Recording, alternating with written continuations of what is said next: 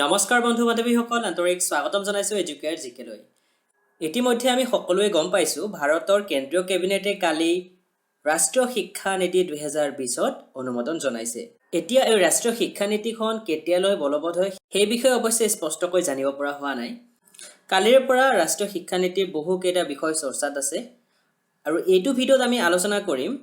শিক্ষক নিযুক্তি প্ৰক্ৰিয়াত এই নতুন শিক্ষা নীতিয়ে কেনেদৰে প্ৰভাৱ পেলাব।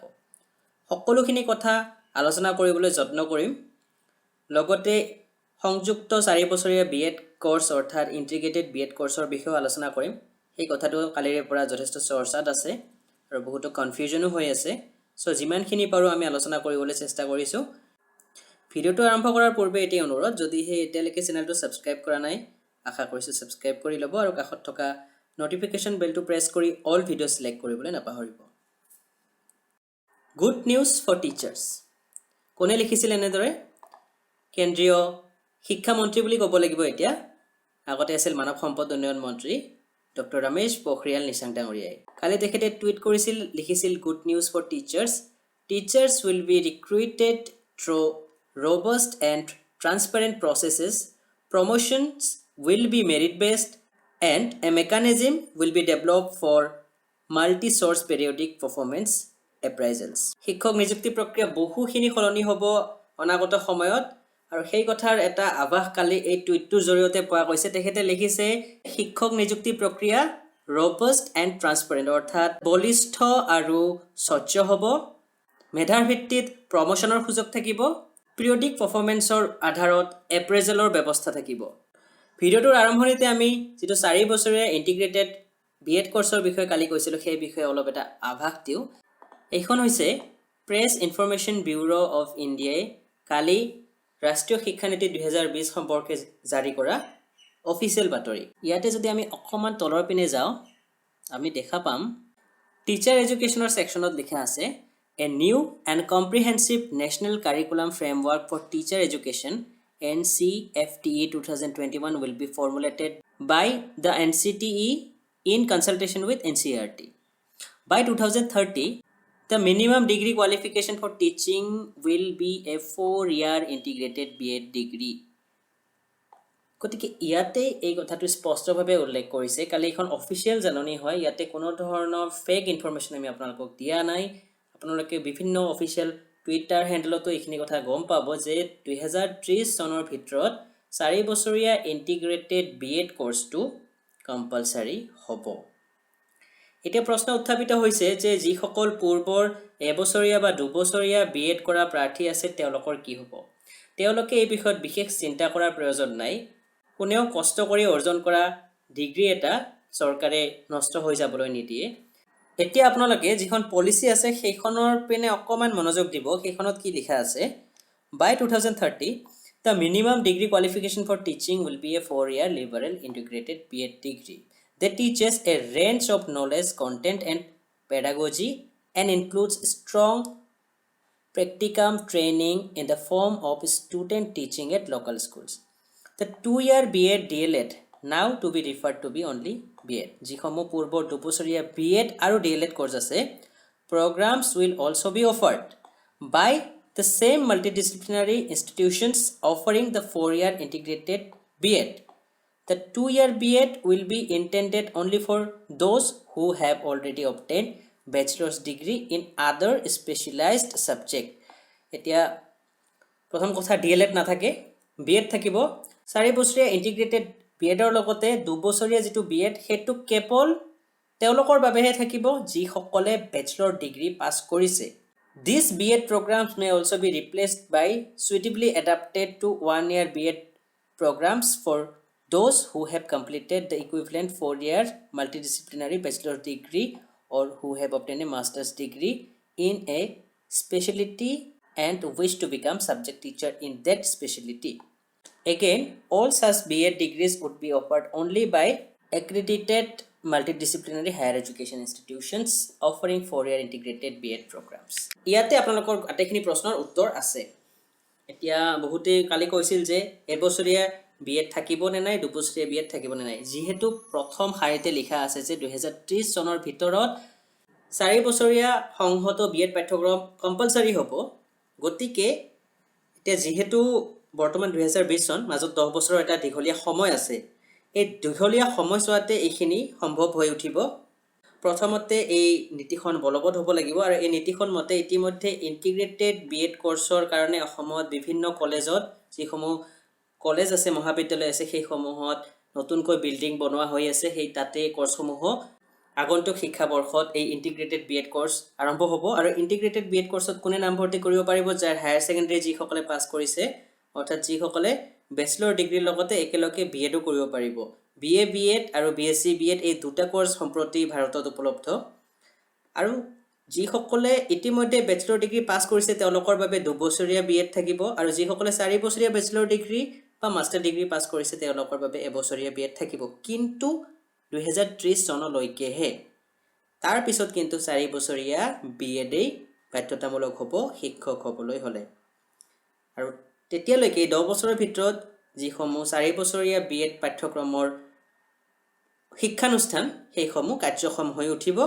10 বছৰ বহুত দীঘলীয়া সময় সেইখিনি সময়ত নিশ্চয়কৈ কমপ্লিট হৈ যাব আৰু লাহে লাহে যিসকল নতুন শিক্ষাৰ্থী আহিব তেওঁলোকৰ বাবে হায়াৰ সেকেন্ডাৰী পাছ কৰাৰ পিছতে বিএড কৰাৰ অপচনটো থাকিব তেওঁলোকে আৰু মাষ্টাৰ ডিগ্ৰী কৰাৰ পিছত আৰু চিন্তা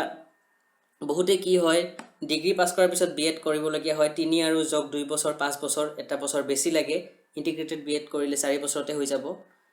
সো সেইখিনি কথা চিন্তা চৰ্চা কৰি এই নতুন ব্যৱস্থা উলিওৱা হৈছে এতিয়া এটা কথা যিসকলে ইতিমধ্যে এবছৰীয়া বা 2 বছৰীয়া বিএড পাছ কৰিছে বা ডিএলএড পাছ কৰিছে তেওঁলোকৰ বাবে পৰৱৰ্তী সময়ত কি হ'ব 2030 চনৰ পিছত তেওঁলোকৰ বাবে কি হ'ব তেওঁলোকে চিন্তা কৰিব নালাগে তেওঁলোকৰ বাবে নিশ্চয় ব্যৱস্থা থাকিব যেনে ধৰক বৰ্তমান সময়তো যিয়ে বিএড পাছ কৰিছে তেওঁ এলপিৰ বাবে যদি এপ্লাই কৰিব খোজে তেনেহলে শিক্ষক হিচাপে নিয়োজিত হ'বলৈ এটা ছমহীয়া ব্ৰিজ কোৰ্স কৰিব লাগে তেনে ধৰণৰ কিবা এটা ব্যৱস্থা পৰৱৰ্তী সময়ত কৰা হ'ব গতিকে হেতুক লৈ ইমান চিন্তা কৰাৰ প্ৰয়োজন নাই 2030 চনৰ পিছত যদিও 4 বছৰীয়া সংহত বিএড পাঠ্যক্ৰম বাধ্যতামূলক হ'ব যিসকলে ইতিমধ্যে বিএড বা ডিএলএড পাছ কৰিছে তেওঁলোকেও শিক্ষক হোৱাৰ সুযোগ লাভ কৰিব এইবাৰ আপোনালোকে এই পইণ্টখিনিলৈ মন কৰিব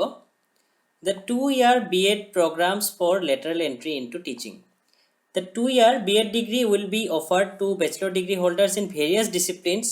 for the preparation of teachers for various levels of schooling. Example, as such, teachers for middle and secondary education and will again include a strong practical training component in schools offering a 2-year BEd program in addition to the 4-year integrated BEd will enable entry into profession of teaching for people who are at later stages in their careers.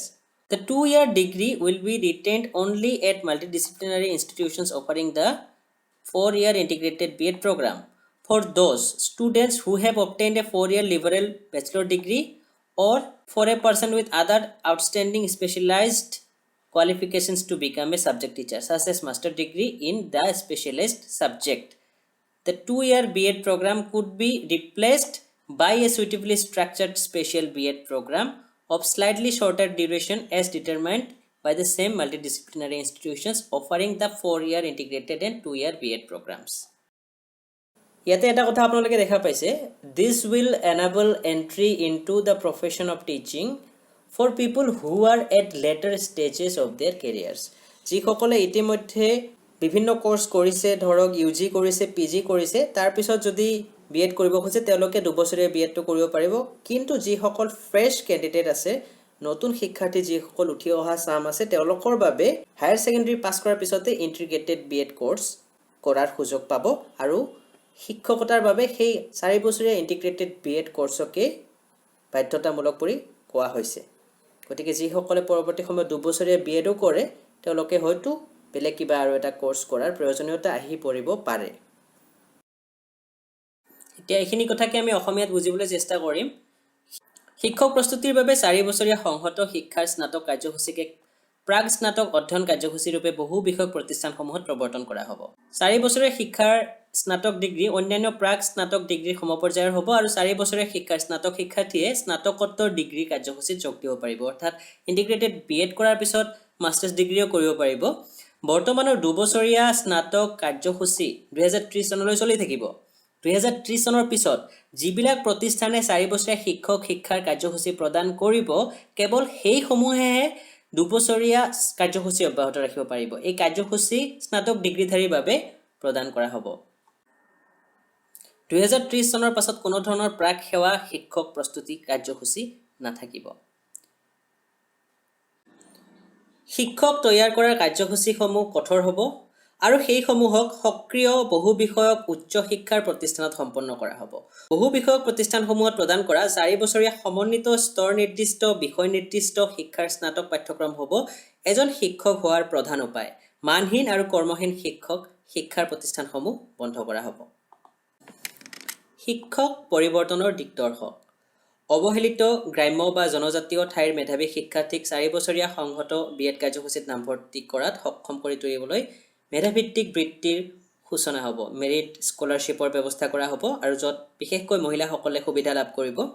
শিক্ষকৰ নিযুক্তি সকলো স্কুলতে সামগ্ৰিক শিক্ষক নিযুক্তি পৰিকল্পনাৰ ওপৰত আধাৰিত এক সক্ষম প্ৰক্ৰিয়াৰ যোগেদি সম্পন্ন কৰা হ'ব বৰ্তমানে বহু ৰাজ্যত কৰাৰ দৰে শিক্ষকক এখন জিলাৰ বাবে নিযুক্তি প্ৰদান কৰা হ'ব আৰু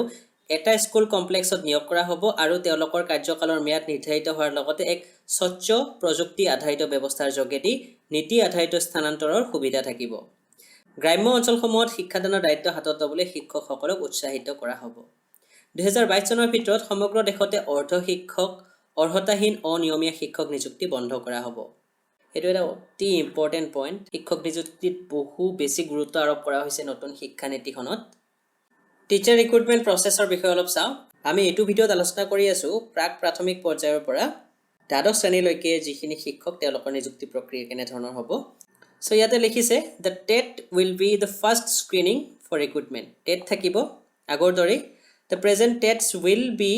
improved and strengthened to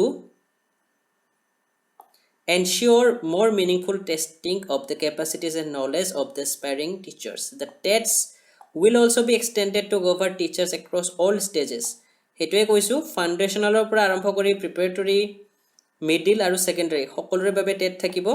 of schools education in addition for subject teachers NTA test scores in relevant subject will also be factored এটা যি সকলে সাবজেক্ট টিচাৰ হ'ব বিচাৰে তেওঁলোকৰ বাবে সেই নিৰ্দিষ্ট সাবজেক্টত NTA এৰ এটা টেষ্ট হ'ব নেশনাল টেষ্টিং এজেন্সি এটা টেষ্ট ল'ব হেতুৰ নম্বৰো জৰুৰী হ'ব the recruitment of qualifying through the TETs either state or central level examination a state TET হ'ব পাৰে বা central TET হ'ব পাৰে and NTA examination will be made mandatory also for teachers of private schools with immediate effect অকল government স্কুলবোৰৰ কাৰণে নহয় private বিদ্যালয়ৰ সমূহৰ বাবেও টেট NTA টেষ্ট কম্পালসৰি হ'ব তাৰ লগতে আৰু এটা ইম্পৰ্টেন্ট পইণ্ট 5 পৰা 7 মিনিটৰ এটা টিচিং ডেমনষ্ট্ৰেচন হ'ব এটো BRC লেভেলত অৰ্থাৎ ব্লক ৰিসোৰ্স কোঅৰ্ডিনেটৰৰ লেভেলত হ'ব শিক্ষা খণ্ড পৰ্যায়ত আৰু যদি হেয়া পসিবল নহয় তেনে হলে ফোন কল যোগে বা ডেমনষ্ট্ৰেচন ভিডিঅ'ৰ যোগে হেয়া কমপ্লিট কৰা হ'ব সো এইখিনিতে আমাৰ বহু বন্ধু বান্ধৱীয়ে প্ৰশ্ন কৰিছিল যে এই নীতিয়ে আমাৰ বৰ্তমান যি অসমত 9635 টা শিক্ষক নিযুক্তি প্ৰক্ৰিয়া চলি আছে তাত প্ৰভাৱ পেলাব নেকি আমি কো এই নীতিখনৰ ওপৰত এতিয়া অনুমোদনহে জনোৱা হৈছে ইয়াৰ এখন বলবৎ হ'বলৈ সময় লাগিব গতিকে প্ৰভাৱ নেপেলায় বা পৰৱৰ্তী এডভাৰটাইজমেন্ট যদি আহে তেতিয়া হয়তো পেলোৱাৰ সম্ভাৱনা কম যদিহে এই নীতিখন বলবৎ নহয় বলবৎ হতে সময় লাগিব আৰু বহুত ফৰ্মেলিটিজ আছে সেইখিনি ফুলফিল কৰিব লাগিব গতিকে সেইখিনিক লৈ চিন্তা কৰিব নালাগে আৰু এটা ইম্পৰ্টেন্ট পইণ্ট PTR ৰ কথা পিপল টিচাৰ ৰেশিও 30:1 হ'ব লাগিব আগৰ দৰে ৰাখিছে কিন্তু ইয়াতে আৰু এটা কথা আছে মই হেতুও কৈ আছো প্ৰথমতে এইখিনি চাই লও all the measures for strong foundational literacy and numeracy will require that a PTR be less than 30:1 teacher vacancies will be filled urgently so that this PTR is ensured not merely at a cluster or block level but in every school গতিকে এইখিনি যাতে maintain ৰখা হয় তাৰ বাবে শিক্ষক নিযুক্তি urgently কৰিবলৈ দিয়া হৈছে যেতিয়া খালি হয় যেতিয়া PTR ভংগ হয় তেতিয়া শিক্ষক যাতে নিযুক্তি দিয়া হয় সেইখিনি কথা উল্লেখ কৰিছে আৰু এটা কথা strong preference will be given to teachers from local areas to help bridge the language divide স্থানীয় প্ৰাৰ্থীসকলক বেছি প্ৰিফাৰেন্স দিয়া হ'ব এতিয়া আৰু শিক্ষক নিযুক্তিৰ ক্ষেত্ৰত এটো ৰুল মানি চলা হ'ব যাতে ভাষা ভিত্তিক কোনো অসুবিধা নহয় ছাত্ৰ ছাত্ৰীসকলৰ ইয়াৰ ফলত যিসকল বাহিৰৰ কেণ্ডিডেটে আমাৰ ইয়াতে নিযুক্তি লাভ কৰিছিল বা তেনেধৰণৰ কথা আলোচনা হৈ আছিল সেই ক্ষেত্ৰত এটা বাধা আহি পৰিব, এটা ভাল কথা বুলিয়ে ক'ব পাৰি। লগতে আৰু এটা কথা অনুকিয়াব খুজিছোঁ, in schools with high proportion of learners from underrepresented groups PTR should not be more than 25:1। ঠাই বিশেষে PTR অৰ্থাৎ শিক্ষক ছাত্ৰ অনুপাত 25:1 অৰ্থাৎ 25:1তকৈ বেছি হ'বলৈ দিয়া নাই। আৰু এইখিনি যেনেধৰণৰ শিক্ষাৰ্থীৰ বাবে হ'ব যিসমূহ শিক্ষাৰ্থী বিভিন্ন আণ্ডাৰ ৰিপ্ৰেজেণ্টেড গ্ৰুপছৰ পৰা আহে তেওঁলোকৰ বাবে এইটো নিয়ম হ'ব। সেইবাবে শিক্ষকৰ প্ৰয়োজন এতিয়া আগতকৈ বেছি হ'ব বুলি আমি ভাবোঁ। তাৰোপৰি আৰু এটা কথা, যিহেতু এতিয়া শিক্ষা ব্যৱস্থাৰ ডিজাইনটো 5+3+3+4 কৰা হ'ব, তাৰ ফলত আমাৰ বিদ্যালয়সমূহত শিক্ষকৰ প্ৰয়োজন আগতকৈ বেছি হ'ব। এতিয়া যিহেতু 3 বছৰ বয়সৰ পৰাই শিশুসকল স্কুললৈ যাব লাগিব, তাৰ ফলত আমাৰ LP ছেকশ্যনত, প্ৰাইমাৰী ছেকশ্যনত ক্লাছৰ সংখ্যা বাঢ়িব আৰু ক্লাছৰ সংখ্যা বঢ়াৰ লগে লগে শিক্ষকৰো প্ৰয়োজন বেছি হ'ব। হয়তো নতুন এক ধৰণৰ শিক্ষকৰ সৃষ্টি হ'ব যিসকলে কেৱল প্ৰাক প্ৰাথমিক পৰ্যায়ত শিশুসকলক পঢ়াব লাগিব। তাৰোপৰি যিহেতু বৃত্তিমূলক শিক্ষাত অধিক গুৰুত্ব আৰোপ কৰা হৈছে, সেইবাবে বৃত্তিমূলক শিক্ষাদানৰ বাবেও বিভিন্ন ধৰণৰ শিক্ষকৰ প্ৰয়োজনীয়তা আহি পৰিব। সেইটোও এটা প্ৰয়োজনীয় কথা হিচাপে আমি বিবেচনা কৰিব পাৰোঁ। ক্লাছ 6ৰ পৰাই যিহেতু বৃত্তিমূলক শিক্ষাদান আৰম্ভ হ'ব, সেইবাবে বৃত্তিমূলক শিক্ষকৰো প্ৰয়োজন আহি পৰিব। এনেধৰণৰ বিভিন্ন কাৰকৰ ফলত শিক্ষক নিযুক্তি প্ৰক্ৰিয়া